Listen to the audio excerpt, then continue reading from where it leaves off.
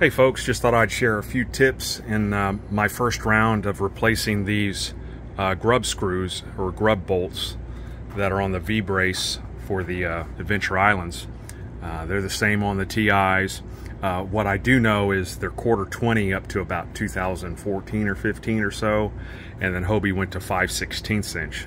You can't use the 5/16 on the quarter 20 because you just can't. The insert that's molded in the hole would have to be replaced or tapped out bigger or something like that. It's just not worth the trouble. But I've got these two older kayaks, and you know, I want to keep them afloat, and this is one of these things where this grub screw I'm pretty sure has never been replaced, and I get a little nervous about it. Well, when I get into it, these things aren't budging.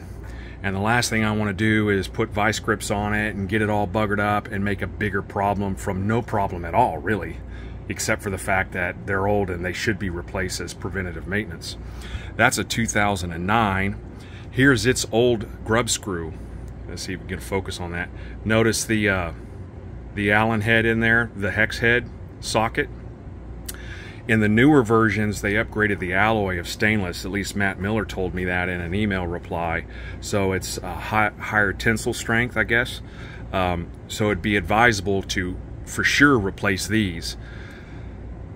Again, I couldn't back it out. I took the nylock nut off, and I couldn't back it out at all. So what I did is used an acid brush. If you know what an acid brush is, that's what we called them in the military anyway. They look like this, you know, a little acid brush.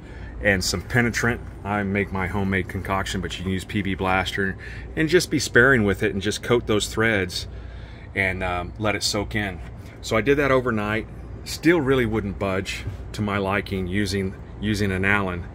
So what I ended up doing, and I'm doing it on this one now, take two quarter 20 nuts, stack them, and tighten them against each other.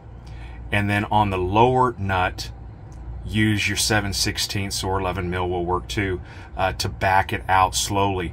When you do get it to first break, don't keep going. You got to realize that insert is embedded in polyethylene. You don't want to strip that out of the polyethylene. So go back and tighten it a little bit, and then work it back counterclockwise, then clockwise, and just take your time. But I found using two stacked nuts, that's the key. Finally, once you get it broke, stop here, measure.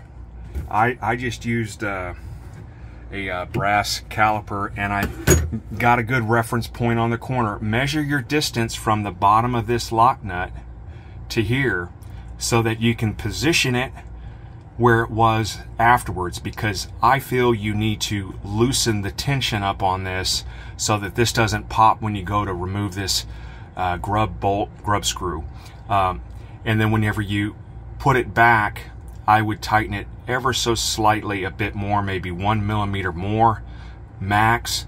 I think you want this under tension and not the opposite of tension. There's a term for it, I forgot, but I think you want it under tension. Just realize though that adding tension, tightening the turnbuckle, will raise this seat and raise your mast and your clearance from your bearing plate here and the furler on the mast.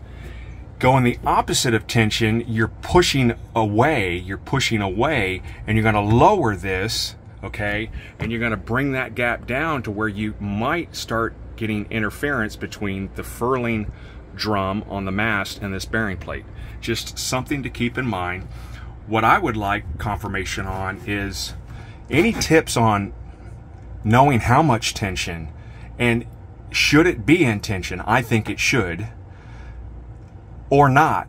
Let me know what you think in the comments. Just wanted to share this quick tip with you guys.